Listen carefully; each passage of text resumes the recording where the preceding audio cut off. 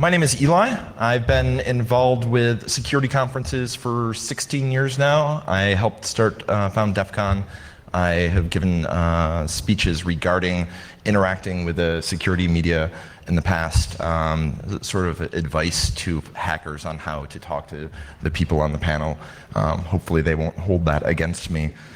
Today, we're going to have a relatively informal conversation and hopefully an enlightening conversation about the security press, their relationship with the industry, their relationship with the mainstream press, and hopefully we'll have some time for questions from the audience.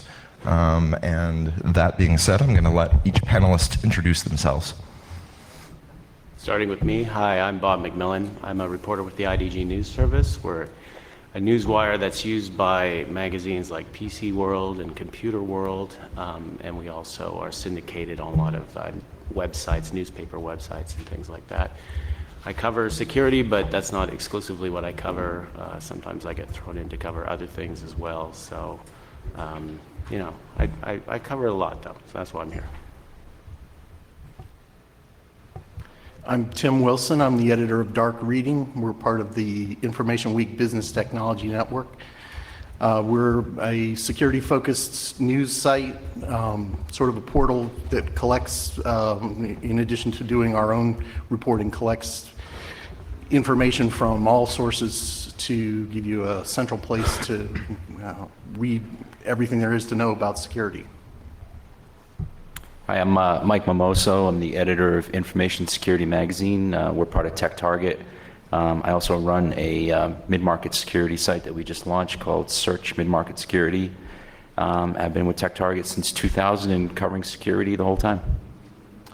Hi, I'm Dennis Fisher. I'm one of the editors of Threat Post, which is a new security news site that started in March. I've been covering security for almost 10 years. I was at eWeek when it was still PC Week, covering security, and then I worked with Mike at Tech Target on Information Security Magazine before coming over to Threat Post. My name is Rob Lemos.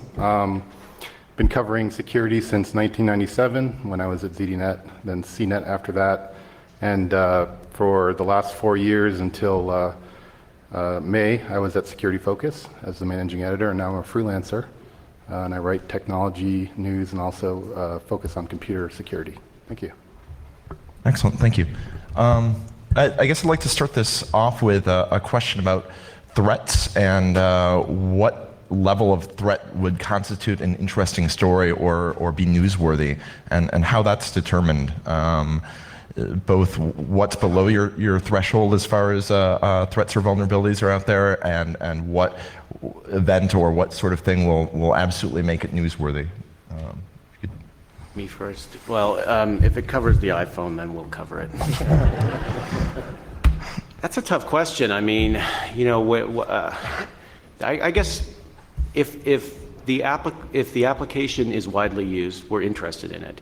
If it's a new application, that's why the iPhone is getting so much coverage, I think, although it's not new anymore, but anyway, then that's of interest to us. And if it's, and this is the tricky part, if it's some really cool security work, if it's some kind of thing that, you know, I've never heard of before, because I hear, you know, a lot about these vulnerabilities, if there's some kind of thing that really strikes me as novel, then I'll cover it.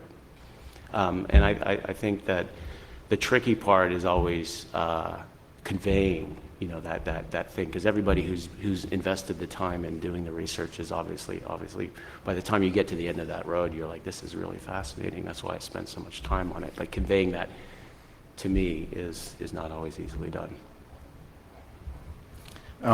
We designed Dark Reading with the idea that we actually couldn't make those decisions. So we try to publish everything that we can find. We have a direct feed from CERT, which we call Bug Report, which is basically every vulnerability that they find, we post. We also post stuff we get from vendors, stuff we get from researchers. We even link to stories that these other guys write that we may not have heard about. that said, we do have to draw some conclusions about what we're going to play high and what we're not going to. And so we run into the same problems that everybody else does, which is you basically decide what to cover based on how many people you think it might affect, and whether or not it's, and the potential for damage. And so we look at it from those perspectives and try to make our best guess. Yeah, I think that's a safe threshold, is just the number of people affected, how quickly something might be spreading, the popularity of the application. I mean, a lot of the stuff that Bob and Tim have already mentioned. Yeah, and the other thing that I would mention is, aside from the widespread use, which is key, is all of us sort of rely on the researchers themselves to tell us how serious or how novel or unique something is. None of us is an engineer, except Rob sort of has a technical background. The rest of us are, journalists. And so even though we've been doing this a long time, we rely on the guys who are doing the work to tell us, what's a big deal and what's not, which is, not necessarily the best way to go about it, maybe, because everybody, like Bob said, is going to tell you that they did good work and something's an important vulnerability. But it's tough, because a lot of times I'll write a story about something that seems like a big deal, and then you'll get 10 or 20 comments saying, "You idiot, this has been out there for 2 months, everybody knows about it, forget about it, it's not a big deal, or it's already been fixed," or whatever it is. So it's a really tough sort of line that you have to walk, for sure. So, sorry. I would say everything that these guys said, except that nowadays my focus is a little bit different. With the security news sites out there, you try to cover everything and have a very broad mandate. Right now I'm looking for the stories that, I guess the best in the computer security industry, the best stories are never talked about. You try to get companies to talk about how they got owned, or what Conficker did inside their network, or any of the latest botnet threats, and you can never get them to talk about it. And those are the sorts of stories that I'm looking for at this point. I think threat-wise, again, everything they said is true. You look for applications that are popular applications, or threats that are unique or do something new, and that's how you make the determination. So I think I'd like to start with Rob in the next question, just so we have a little back and forth, because all of you give relatively articulate questions, and it would be a shame to let the people at the end of the table say, yes, everyone else was right. So in somewhat of a follow-up to that, when do you think a security researcher or someone with a potentially interesting story, when do you think they should approach you? And what advice would you give for people that think they have an interesting story that you might be interested in reporting on? And then also, how should they approach you with that story? What would be the most appropriate and effective way for both of those things? Okay. Well, I think my first suggestion would be know your reporters. I mean, I wouldn't trust Dennis to throw a stick at him, but no, I mean, if you think a reporter will be able to, if you can talk to them, and I know a lot of people in the security industry who wouldn't talk to me until they get to know me a little bit better. You have to have that rapport, you have to have that trust in the reporter that they won't immediately run off and publish your story half-baked. And so, you have to know who you're dealing with. I guess an example in the past for me would be the Eric McCarty case, who he was the guy who hacked into the USC, University of Southern California's application database. And he talked to me about it, and we spent maybe 3-4 weeks on my side making sure that USC had patched the issue and that they were properly notified about it. And initially they denied that it was an issue, and then he provided some more proof to me, and I went back to them and asked them some more questions, and eventually they came out and said, yep, this is an issue, and I waited for them to at least remediate it by taking down the database, and then we published the article. So you know, in my mind, you want someone, there's a big disclosure debate, and I guess we're not going to get into that right now, but there's in my mind, it has to cease being a danger, or you can't pose a danger by reporting it. If a company is not being a good actor and you think that they're not going to actually remediate it until you report on it, I think then would be the only case when you would report on something that's still a threat. Yeah, I would agree with most of that, but I mean, I think we've all written stories in the past that have involved, you know, unpatched flaws. There's no question, especially also the unique research that a lot of these guys are doing now. They're getting. The idea is to come up with new things, obviously, and so they'll end up approaching us a lot of times if they have a new research paper out or they're giving a talk somewhere like Black Hat with a new technique or a new tool that they're going to release. And ideally, they do that, you know, a few weeks or a couple months ahead of time so that we can we have the time to talk to them, develop the story, check it out with other researchers, other experts, make sure that we have everything straight. Because it is involved. I mean, writing these technical stories can be very difficult, and if you get one, you know, small detail wrong, it throws off the whole thing, and that leads to a lot of bad stories, and those stories get, you know, sort of picked up and pushed all over the internet on Slashdot and other places, and the mistakes just end up repeating themselves. So it's difficult for sure, and. I'll leave it at that. I'll let Mike talk.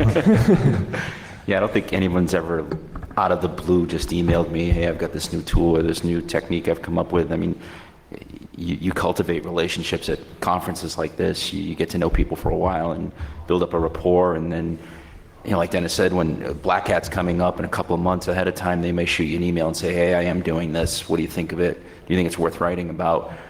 Might go back and forth with a couple of phone calls, interviews, nail down the technical details, because we're journalists, we're not techies, and I think that's one of the biggest challenges that everybody at this table faces. That, you know, we can't sneak anything past you guys. We have to be, you know, as close to 100% accurate all the time, and you have to have that kind of relationship built up ahead of time when you're writing these kinds of stories. Otherwise, we're going to get called out on it, and we do if we mess up.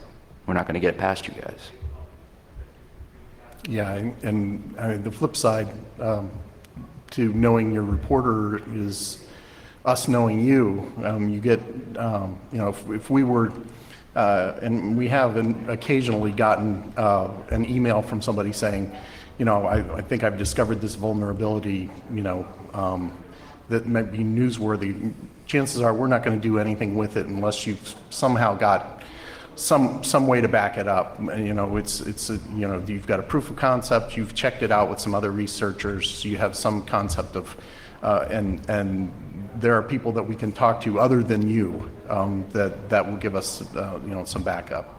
And, you know, so it's a question of, you know, for us to get to know you, we might have to have some mutual friends, I guess. If in your heart of hearts you know that it's a good story, call me. For all other cases, just send me an email. I read those. But you're right. I don't have to cover it. You know, you could just call me, and people, you know, often I'll talk about things, and I'll be like, you know, can we talk on background, or can we talk off the record? You know, you don't, and just because you have an idea, or you're doing some research or something like that, and you think it might go somewhere, it might be of interest. You know, just call me, and we can. That's how you build You know, that, like, email is great and everything like that, but in terms of building relationships and trusting people and figuring out whether the person you're dealing with is a wingnut, the phone works, and face-to-face is obviously best, but, you know, the phone really works well for that. So if you want to build a relationship and kind of with the journalist, call them. So I'd like to, and I realize this next open-ended question could be very lengthy in responses, and I'm sure everyone has complex thoughts on this, or I would imagine so.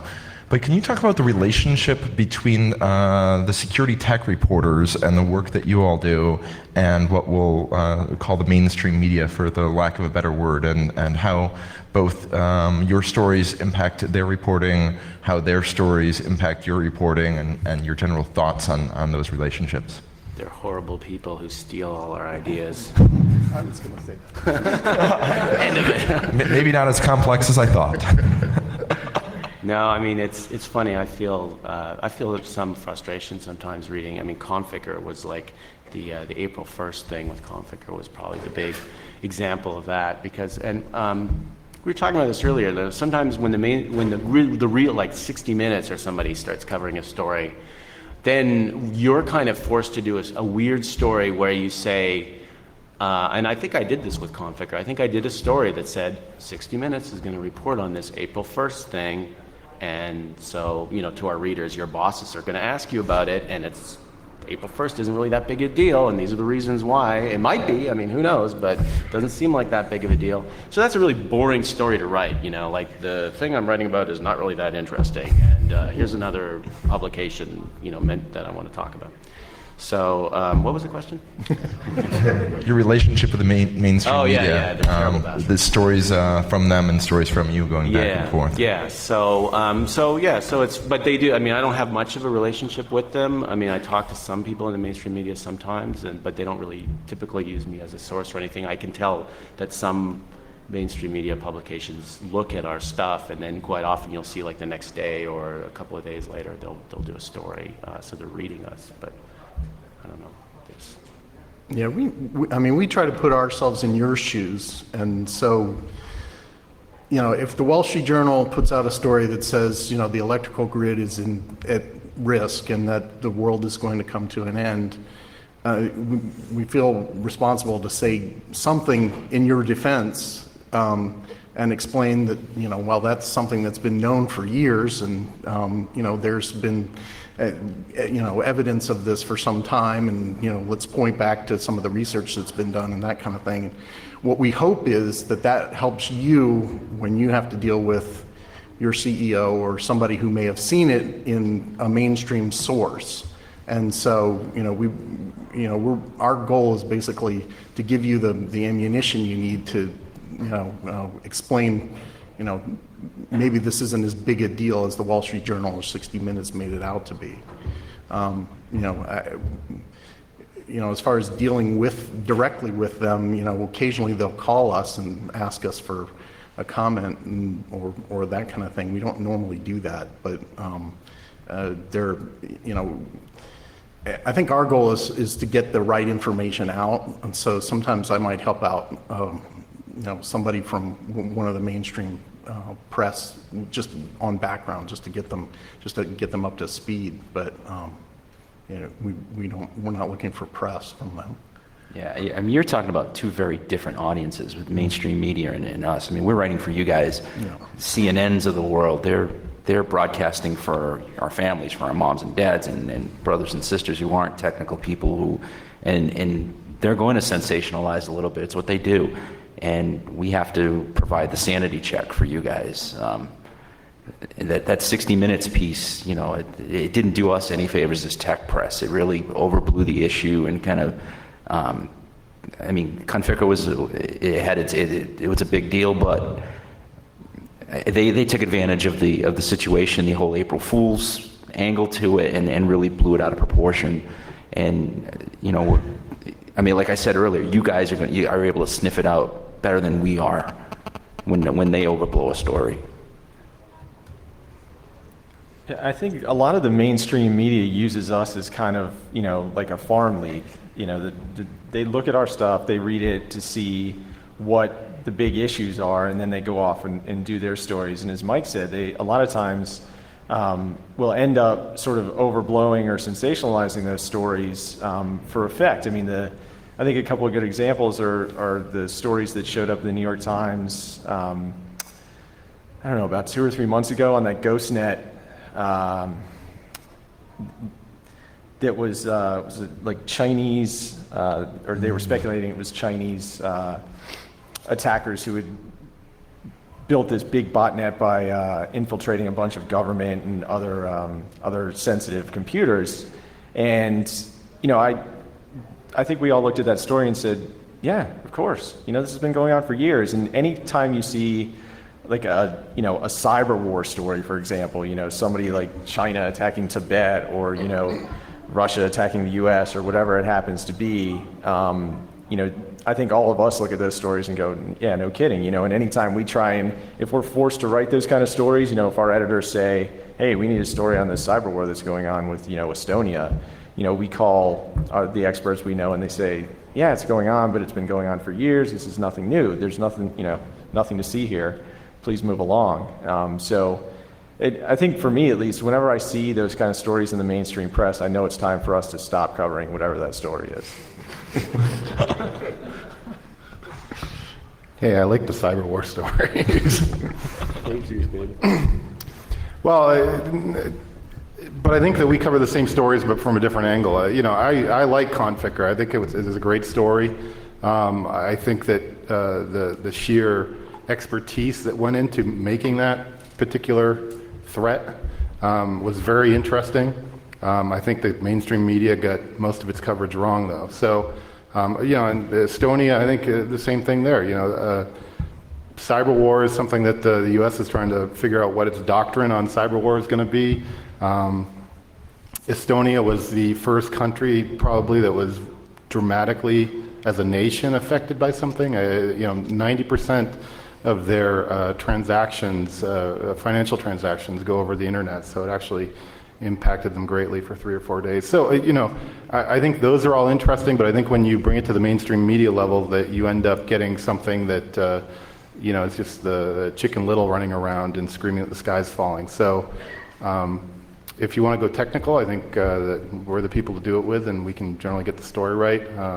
If you want to make the big splash, I know a lot of you people go to the Wall Street Journal, the New York Times, or Brian Krebs, but I think those are all good. Those are all good venues for the security stories out there. Can I follow up on that? Just for what I'm speaking for IDG. I think we did too many stories on Conficker. I think we've done too many stories on Stormworm. There are a couple of topics like that where I think we totally go overboard on all this stuff.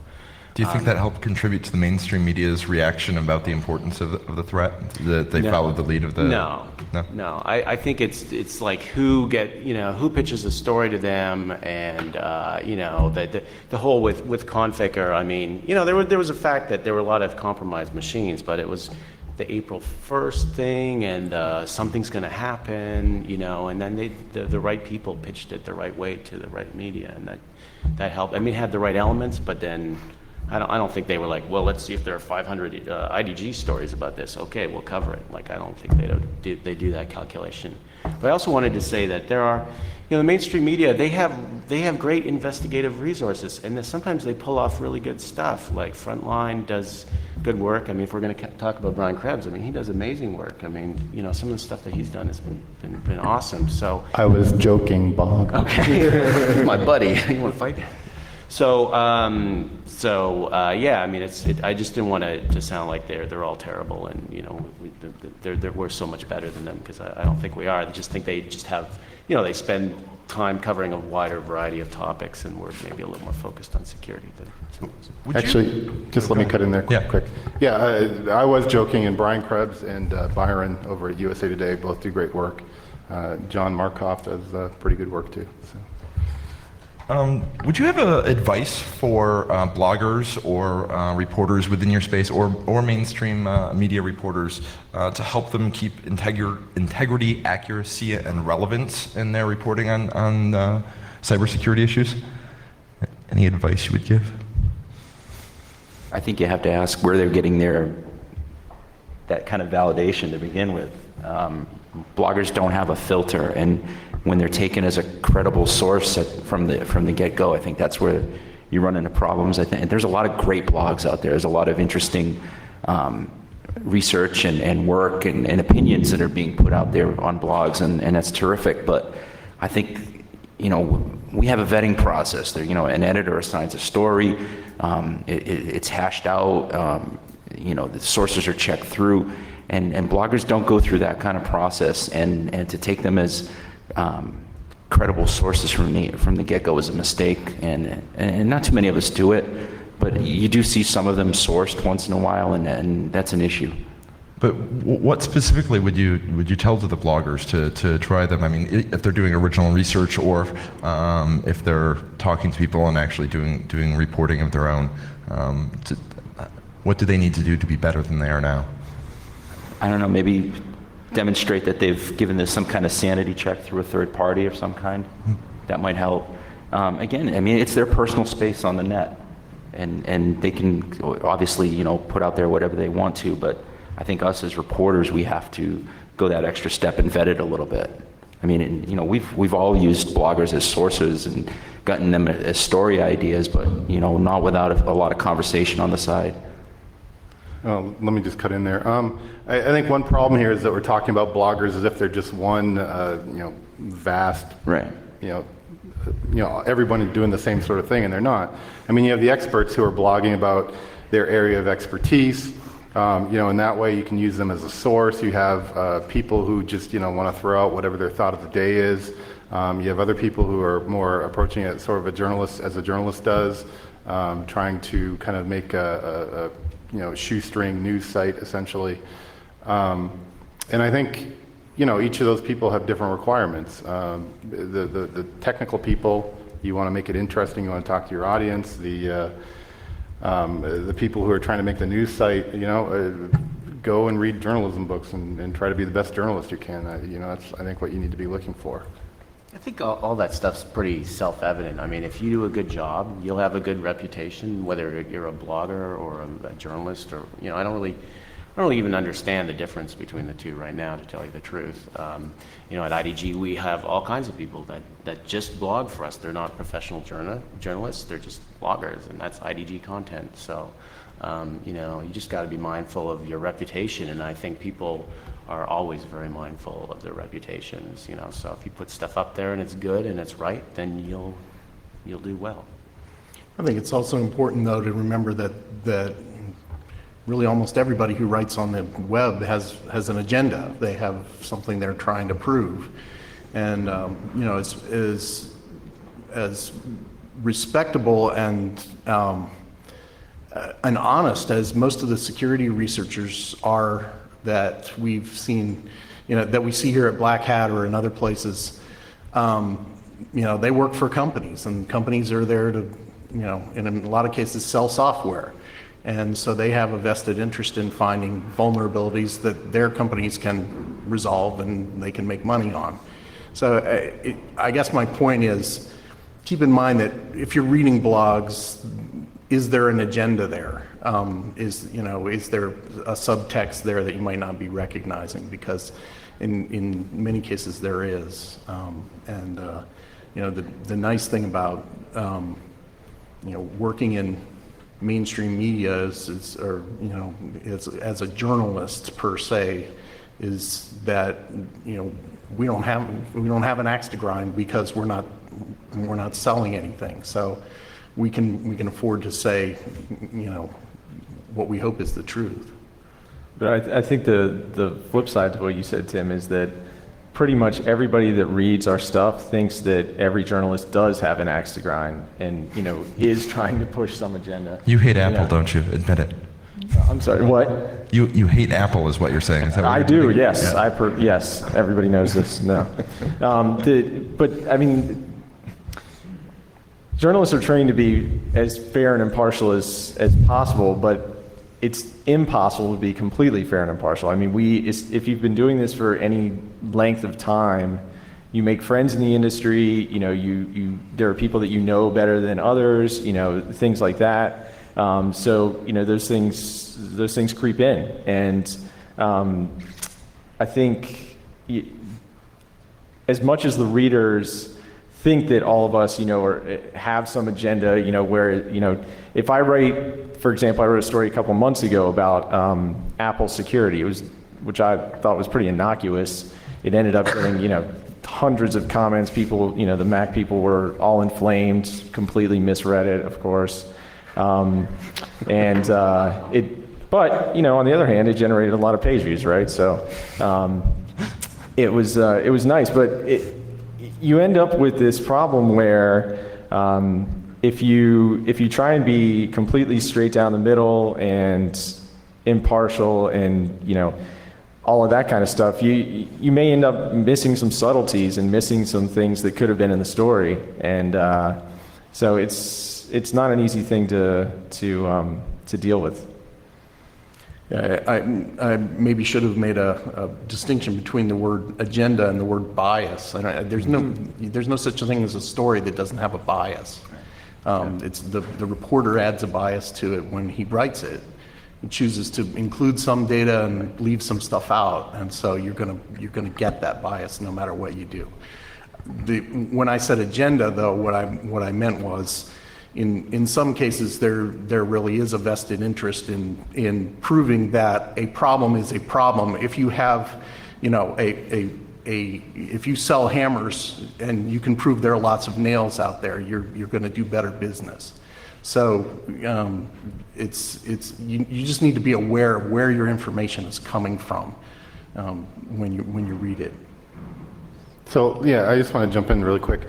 Add a little bit of I guess, analysis to this. I think the difference between bloggers, journalists, it's all one big continuum. You look at a newspaper, from 30 or 40 years ago. You have the people who write the articles. You have columnists. You have the editorial. You have letters to the editor. All of those things I think we can see today. And if you look at a particular writer or journalist or blogger, I think you can define them by four things. One being their sources, how well they know people in the industry and whether they can get the story. Another one is their storytelling capability, whether they can keep your interest when they tell the story. The bias question is another one. You really want a journalist or a blogger who has a good bias, meaning they tell you the story in a way that gives you the right or the correct way of thinking about it, I guess.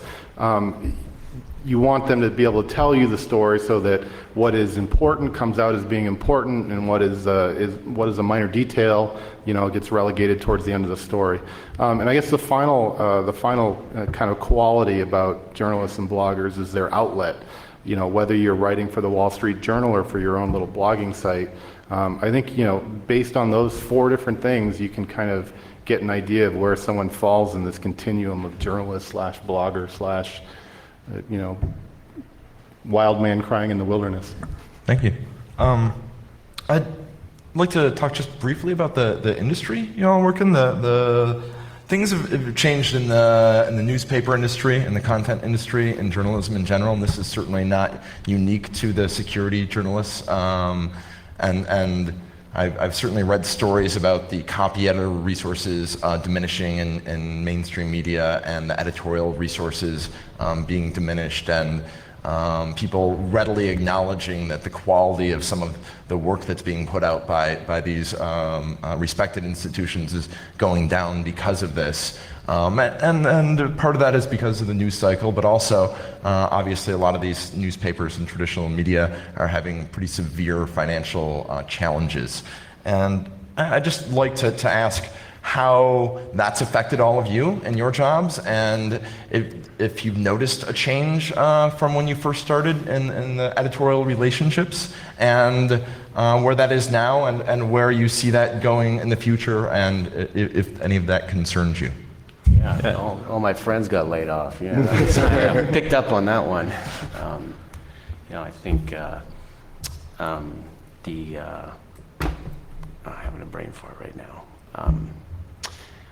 There's less time for investigative work. That's the bottom. That's the thing that bugs me the most. Because those are the stories that give you the most satisfaction as a journalist. When you work for a long time on something, the cycle is such that there's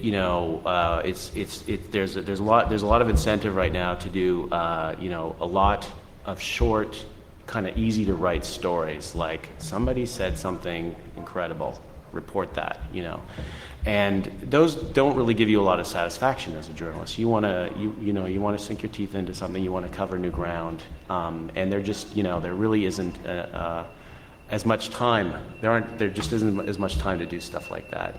And I'd be interested what other people think about Google News, because I think Google News is having an influence on the way, certainly the way the editors at IDG look at stories. I mean, Google News has such a capacity to drive traffic to websites that basically, if you do a story, you know, I find that it's kind of incentivizing people to just cover what the top stories of the day are. You know, there's a real incentive to just kind of pile on there and maybe get on the top of the Google News feed for a while, and you'll get like, 10,000 hits. I don't know if other people see that or not, though. Yeah, I think this question is sort of an interesting one for me, because when I started in this industry, I worked for, what was then kind of like the big kid on the block in the tech publishing world, and I worked at Ziff Davis, which owned PC Week, which was, a really well-respected magazine when there were magazines. It was, I guess they thought of themselves as a newspaper back then. I think we were. But I mean, it was like 200 pages a week. It was huge. We had a monster staff. We had copy editors. We had, everything. Then, a few years later, I moved to Tech Target, where it was all online. The web was the focus. And now, I work for a news website, ThreatPost, that is owned by a security software company, Kaspersky Lab. So we started that news website specifically to, drive awareness around security, around the issues. The editorial content is completely independent of Kaspersky. It's just myself and Ryan Narain who write the content. We're both Kaspersky employees, but we're both journalists, and we, keep ourselves completely separate from. We don't talk about products at all, anybody's products, especially not Kaspersky products. So I've sort of gone, and full circle is not the word, but, kind of 180 degrees, I guess, from where I started, from covering the vendors, writing about what they did, writing about the threats, to now I actually work for a security vendor, but I'm still kind of essentially doing the same job.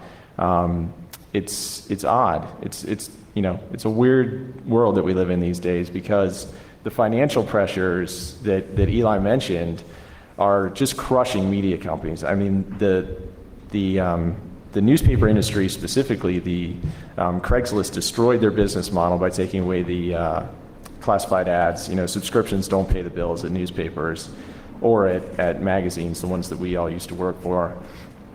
It's all ad sales that pay those bills, and the ad sales just aren't there anymore. And so, I know hundreds of reporters and editors who have been laid off in the last couple of years. We all do.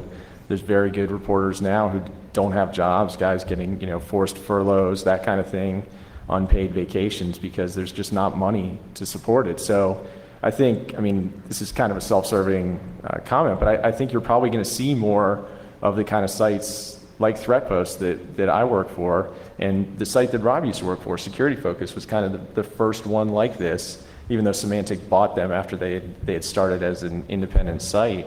Rob was completely separate from Symantec. So there's going to be more of that, I think. The corporations are the ones that have the money, and if they see some benefit to funding, quality journalism, I think we're going to see more of that. We're seeing nonprofit organizations fund independent news sites in a lot of cities around the country. There's one in Minneapolis. I think there's one in San Diego, a bunch of different cities. So I think the sort of old world traditional journalism model, it's changed a ton in the last just probably 2 years, and we're going to see a much bigger evolution, I think, as time goes on. Yeah, we're completely online now. We don't have any more at Tech Target. We don't have any print publications any longer. But I want to touch on the Google question that Bob brought up. The way Tech Target's cut up, we have a security group, a storage group, a Windows group, and each group is very self-contained and covers their markets, with news and technical tips and so forth. And each group has a search engine optimization specialist, and their job is to basically look at just about every piece of content for Google keywords, so that will show up higher in Google searches, and that's another trend that's taken over in our end of the business. The headlines have to be a lot more straightforward now, because Google drives a lot of traffic, and everybody's bound to it to a degree. I don't know if you guys have the similar experience. Do you feel all of these trends are negatively impacting the quality of security reporting in general?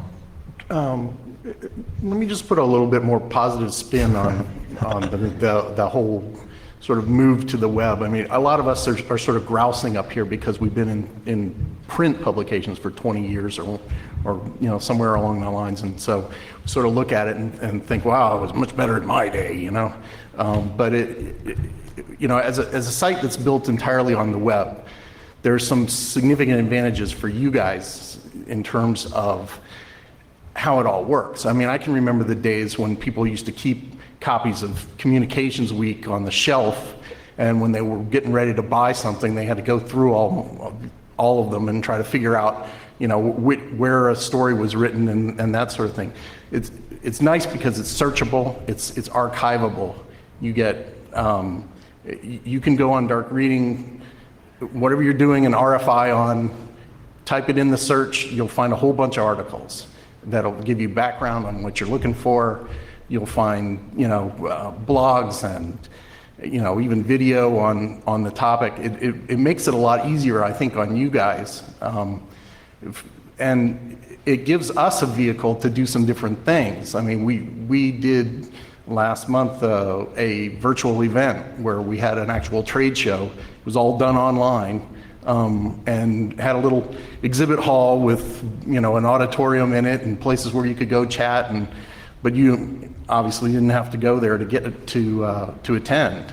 Webinars, you can do, a lot of multimedia stuff. So, I mean, I think there's some definite advantages to the shift to the web, but if you're looking for trade media to be the way it used to be, that's not going to happen. It's going to be different. We're now doing subsites of our subsite. We have a security site. We have subsites on insider threat. We have a subsite on database security. We have a subsite on security services. So you see more and more specialization. So you have a lot more avenues where you can get the specific information that you're looking for in a hurry. And I think that there's some good things about that, regardless of the business models and the fact that we don't have enough people to do all the stuff that we'd like to do. Yeah, I mean, you get a lot better feedback on whether something's of interest to people, right now, and I think that's been a benefit. Also, we moved away, certainly in covering security, from product news. Why rewrite a product press release when you can just link to the press release somewhere else? So. I think that's been a good thing because it's kind of made us look at issues that are perhaps more important to our readers. Yeah, I would say that, I don't know if I'm a pessimist trying to be an optimist or the other way around, but to me, it's all pretty much going downhill at this point. That might be the pessimist perspective. Well, I could be mistaken. But I am hopeful. I think that. So right now you have the pressure of trying to do more with less, essentially. And I think that's driving, to some extent, commodity journalism. I mean, in some ways, you look at the same top news story of the day on 4 different sites, and it's going to be very similar. In some cases, it's going to be directly off a press release with a couple of quotes in there from different people. They may drive deeper the next day if they actually have budget to do that. You look at product reviews. I mean, there's very few people doing product reviews anymore, and I think that was a big service of the old industry rags. And just a little history. I actually went to Ziff Davis in 1996 and interviewed at PC Week for a telecom reporter position. And they said, we don't really have a position. We'll have one soon for you. And I said, well, what else do you have? And they said, well, there's an online position in San Francisco, but you don't want that. Online's not the future. And so I started there, and I've never gone back. And obviously, Ziff Davis came late to the party. They missed it with CNET, and CNET ended up buying up their online side. Do you think part of the reason why there's less product reviews is because of the resources necessary to conduct product reviews on complex enterprise software? Yeah, I think product reviews, you always run the risk of angering, some company and advertiser. So it's a tough position to be put in. Yeah. when I was at CNET, I used to love doing the big picture stories, and I'd do 4 or 5 a year, and those don't pay. You know, you put a reporter puts a month into one of those stories, and you know, it gets half the hits of a Britney Spears, you know, hit by a virus story. So I think that those economics have driven journalism, and we're going to come to an even bigger crisis than we are at this point. And frankly, the only way I see out of the crisis is if people start paying for good content.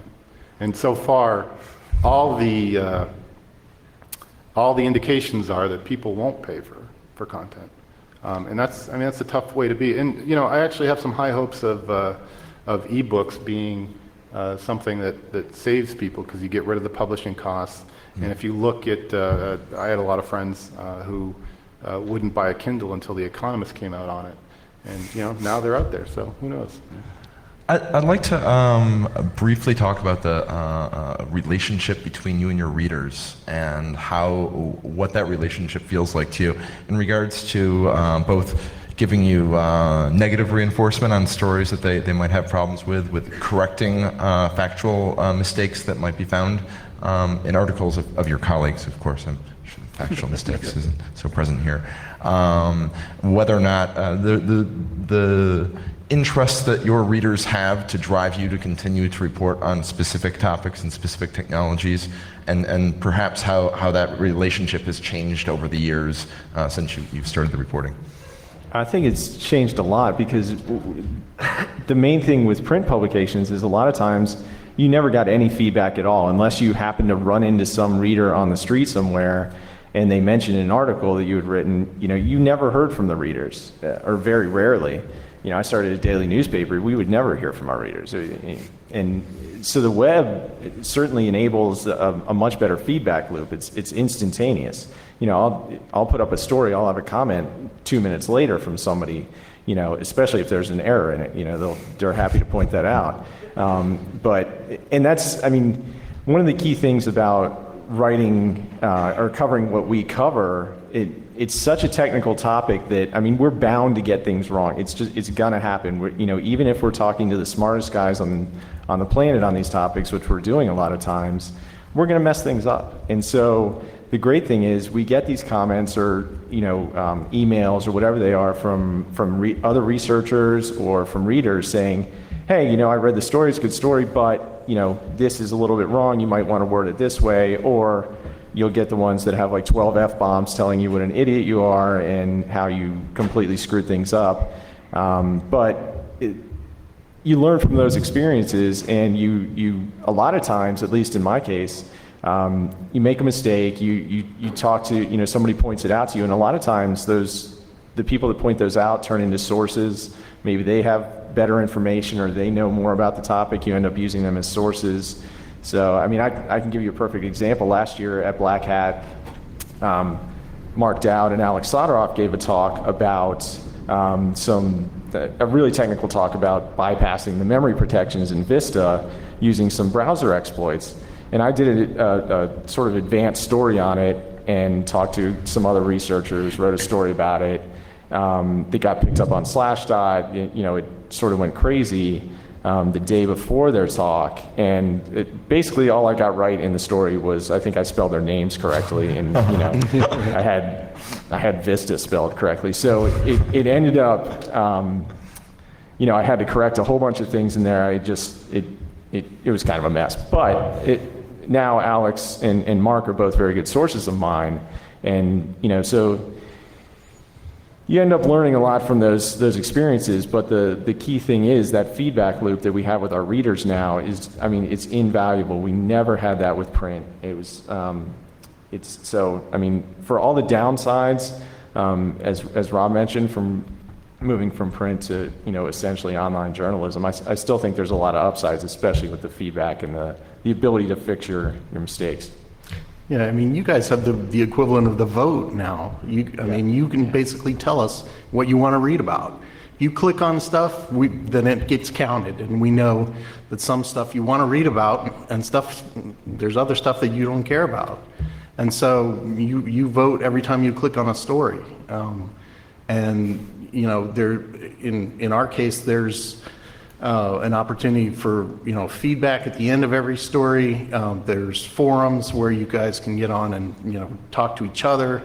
And of course, we love all that because that's all traffic for us. So it's actually good business for us. The more you guys are talking, the better off we are.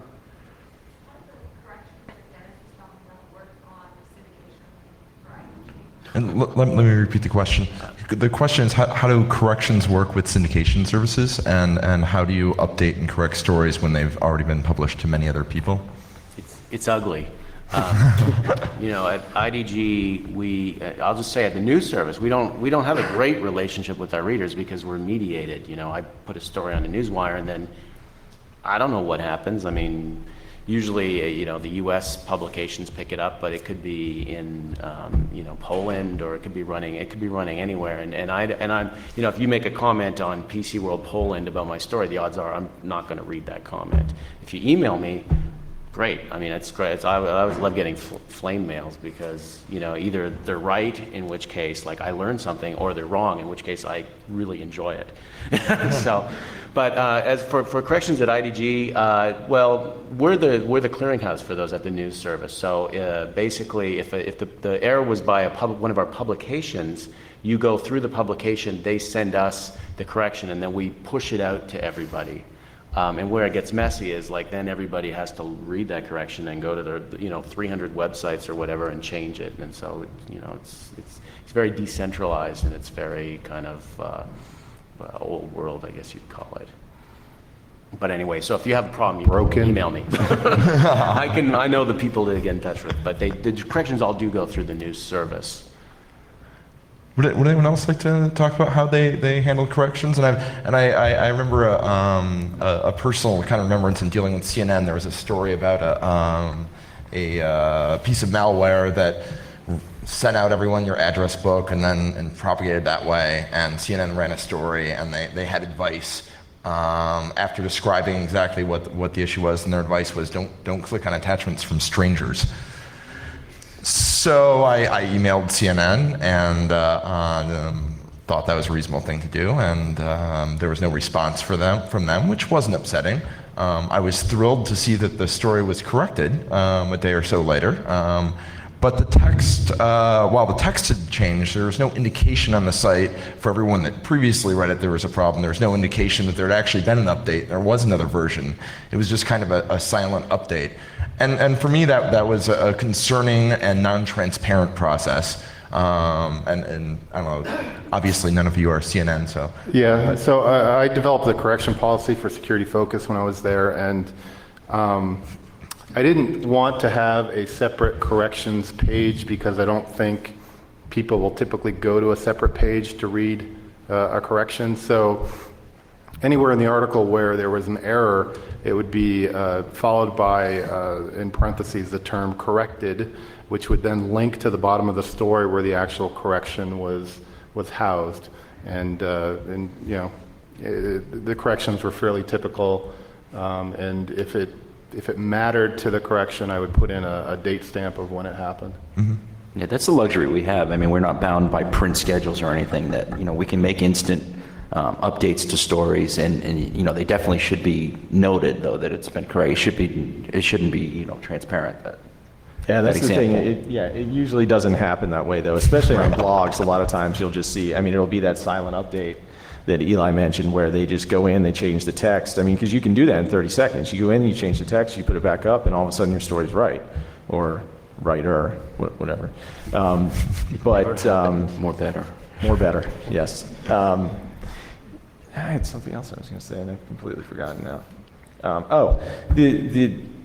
The beauty of, or one of the great things about being able to correct those stories, though, is that, you know, the stuff that we write about, like, as I said, we make mistakes all the time, and it's not like getting the time of a city council meeting wrong in, you know, your daily newspaper.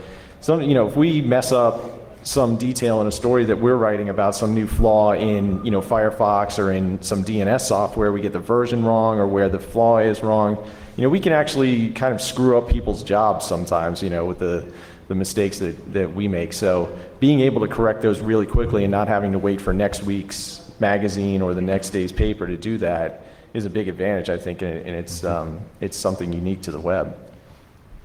I wanted to talk about disclosure at some point during this panel, but in retrospect, talking about disclosure among all of you or any group of 5 people could be a full panel in itself and an endless discussion. At this time, I think I'd like to open up to questions from the audience. And with that in mind, if you want to mentally prepare a 30 seconds of something you want to talk about disclosure, maybe we'll have time for that before we end. Is there any questions from anyone in the audience? Yes, over there, gentlemen. You expressed the concern that a few of you did, that the stories that get a lot of hits on Google are like malware talking about Michael Jackson and Britney Spears, not the latest actual big threats that there's fundamental flaws in Explorer or Firefox and whatever. So this is affecting the journalism. Do you think it's reflecting back down to the researchers that they're actually digging in and trying to find stuff that's sensationalized rather than actually finding cognitive flaws? Is it going one level back? Yeah. Okay, let me try to restate the question for the recording equipment.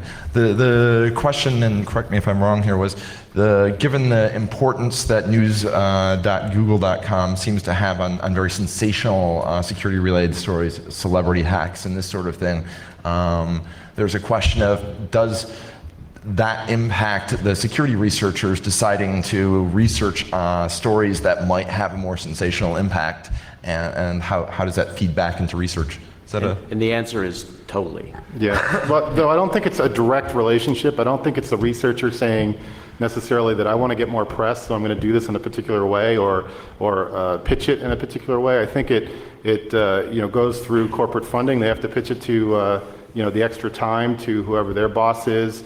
Maybe they talk over with PR, and PR sees a different slant that they want to put on it.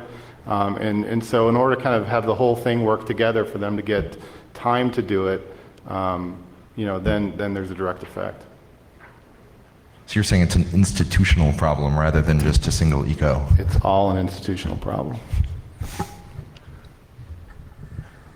Yes. I'm just recently talking to the military. In Iraq, we used to joke, shoot the reporter first. How do you guys feel like dealing with Thanks. Even the embedded ones? Some of you guys became brothers. What was the question? How do you guys feel about dealing with the military or DoD? Okay, the question is, what was your relationship with the government, and specifically the military or the DoD, in your reporting of these issues? And I think personally I would add in reporting with critical infrastructure sort of security issues, which is oftentimes why I imagine you'd interact with them. We'd Yeah, love to. You guys don't talk to us. That's right. Yeah, that stuff's really hard. I mean, we've all been doing this a long time, so we all have some level of sources in those places. But a lot of times they're ex-guys or people who have moved to other agencies or other departments within the military or within the government, because even the friendliest, nicest guys in those agencies are not going to talk directly with you, even on background, about what's going on in their networks. Especially during the previous administration, there was sort of a secrecy culture that I think hindered a lot of reporting and probably did all of us some harm in not getting some of these stories out there that should have been there. But I mean, the shorter answer to that is it's really, really hard. Yeah, I just want to add, I've been doing a lot of research into how the military is forming doctrine for cyber warfare and cyber conflict. And, I've been getting some good responses there when they see that it's not, sort of, hey, is the electric company getting hacked? Or, that you're actually trying to look a little deeper into the information. But even then, people won't talk on the record. I went over to Estonia to the cyber warfare conference there, and there were some good people, but none of them would talk on the record. And it extends beyond the military to law enforcement, which is really a hindrance to us in security. We need to be talking to those folks about what they're finding, what they're seeing, and even the first level for us is we have to get through channels. That there's a media relations organization of some sort that's going to filter us and send us to people that probably we don't really need to be talking to, And so even if we can navigate all that, then we get to someone who's oftentimes restricted in what they can say. And so it's very difficult for us to get a lot of the stories that we like to be getting out of a lot of the government agencies. But I find law enforcement easier than the military, and I don't know if that's just because we have a guy in Washington who tends to cover those things for IDG, but, you know, I've got great sources in law enforcement, not through the military. They want to talk to us, but sometimes they are not allowed. Yes, sir. So you talked a little bit about technical errors that you might make within your articles. Sometimes it seems to me that some of these errors are something that could have been caught if you had sort of gone back to the researcher after you had finished up your article. Is this a byproduct of the faster news cycle, or are there other factors as well? There are, do you want to repeat the question, or I'll repeat the question? I'm sorry. Well, the question was, are we just working too fast to actually go back to the researchers and double check stuff before our stories go live? I mean, that's basically what you're asking. And you had a great answer. It was a great answer. No. So I guess first an anecdote. The one time I went back to someone a while ago, it was a lawyer. And, you know, so it's like, and he's like, you know, I'm only going to comment for your article if you let me review my quote. And it's like, you know, this was, I don't know, 7 or 8 years ago before I knew better. And what I got back was about 3 sentence or 4 sentences of, you know, caveats and addendums and everything like that. So we never, you know, it's not that we're writing too fast, it's that we want things to be spontaneous. We want it to be conversational.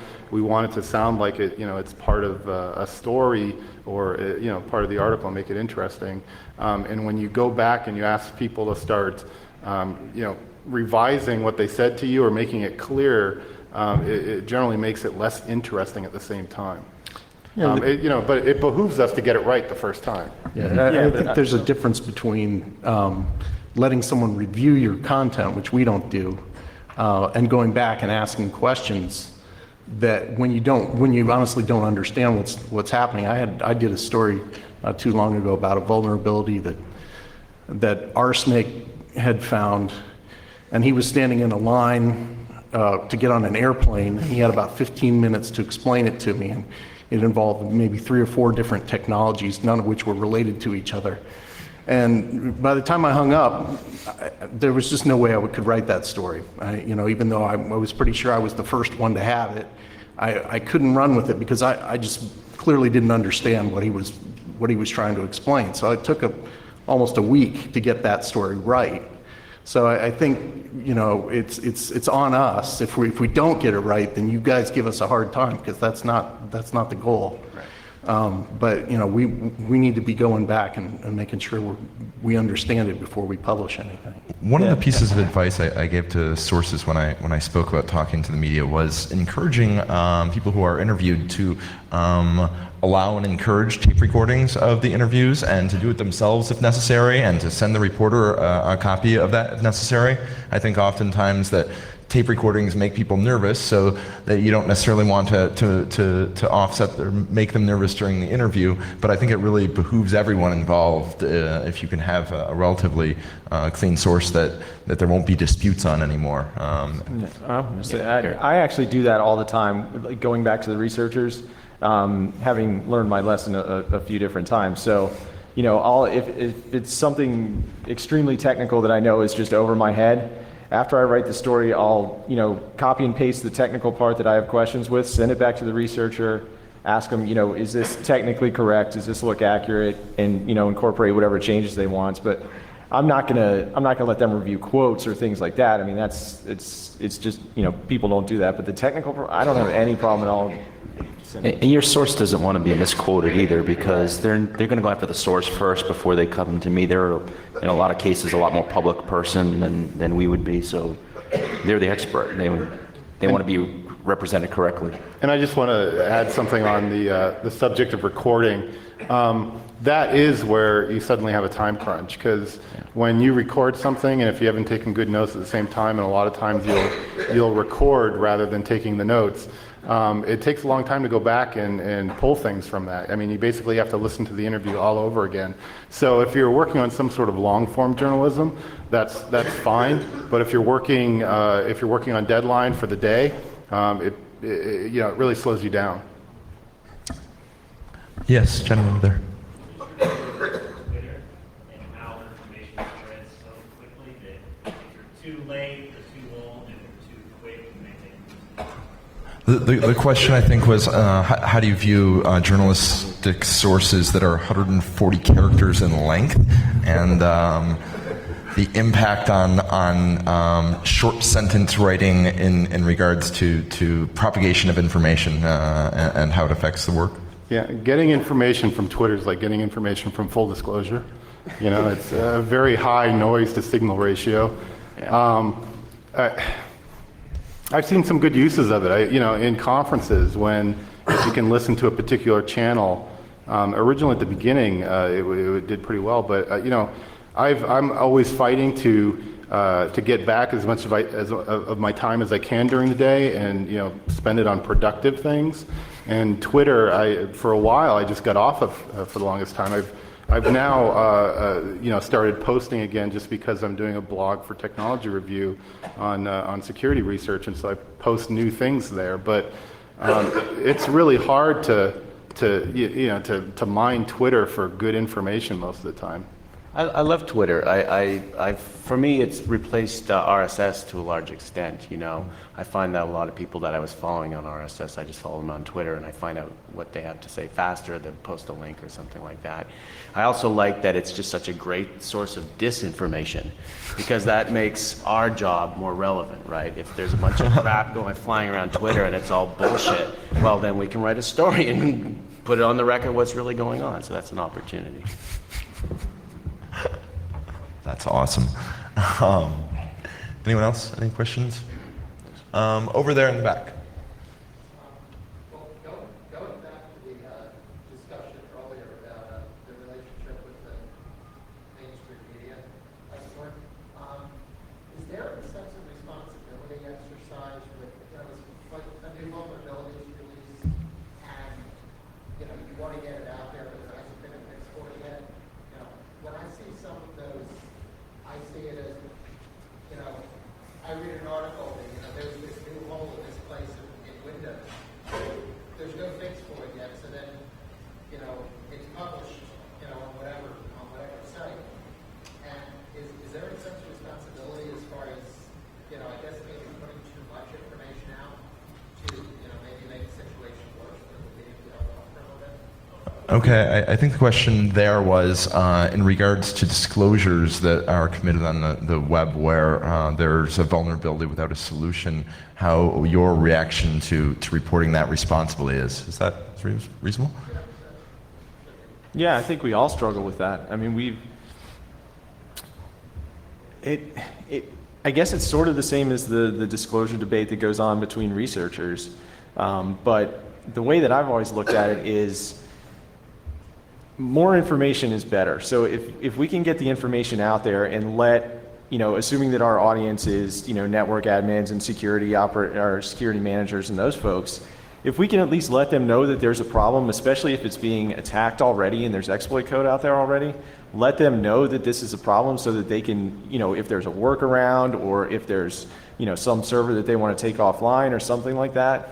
But I mean, it's definitely a case-by-case thing. I mean, I think we've all probably gotten wind of problems before they were public and wanted to get the story out there, but for various reasons didn't, because someone asked us not to or said, hey, this is going to cause a serious problem if you do this. It's tough, but sometimes you sort of have to err on the side of caution. Okay. Yeah, if it's not out there, I mean, I don't think that we're the people to reveal a 0 day or something like that. We don't do that. And it comes up too with links. Like often we'll be talking about sites that have been hacked or there's malicious activity, and do you link to that, or do you give people the tools to go and get themselves in trouble? And, you know, I mean, we write for a pretty broad audience at IDG. I mean, we have PC World, our stories go on, you know, mainstream websites as well. So sometimes you just get into a thing where you're like, I don't need, if I put a link to this site and somebody could go there and then they could get hacked. So we don't do stuff like that. We're kind of conservative on that front. And we have 5 minutes left, I think, before our drop dead period. I'll, I think, give an opportunity for our panelists to make any closing statements they wanted. Obviously, I kind of prepped you with some thinking about disclosure, but this gentleman back here brought the matter up, which I'm thankful for. And if there's anything each of you'd like to say. Thanks for coming, and thanks for your good questions, Eli. And this was all off the record. Can you do that after an interview? I had no idea. I think so, yeah. It's happened many times. I would just say, we're there for you. I mean, you know, that's why we're there. So talk to us. Tell us what you're worried about, what you'd like to read more about. Give us tips. Give us, you know, feedback if we write something that you don't like. I mean, none of our sites works without you. So, you know, that would be the thing I'd leave you with. Yeah, I love feedback, and you know, just the thought of the person on the other end taking the time to write this email and, you know, to comment negatively or positively on whatever I've written is a big deal to me, and, you know, the more the merrier. Yeah, and the only thing I wanted to say is just as pessimistic as I think all of us sounded about the state of journalism up here. Yeah. There's still a lot of really good work being done out there. All the guys on this panel are doing very good work right now, and there's plenty of other good journalists still doing really solid work out there, especially, you know, on technical topics. So there's still good stuff out there. Go read it. You know, don't just spend all your time on Twitter with us and not Rob. Reading that disinformation. Yeah, you know, again, I was fairly down, negative on the future of journalism, but I think, as I said, there's kind of a crisis point that we're going through, and we'll come out the other side of it, and I think things will look a lot different, and I don't know what that will look like, but I'm hoping that in the future that we'll be serving the reader a lot more, because I think that's what it's all about. Thank you. Thank you all for your time, and thank you, audience, for coming here. Appreciate it.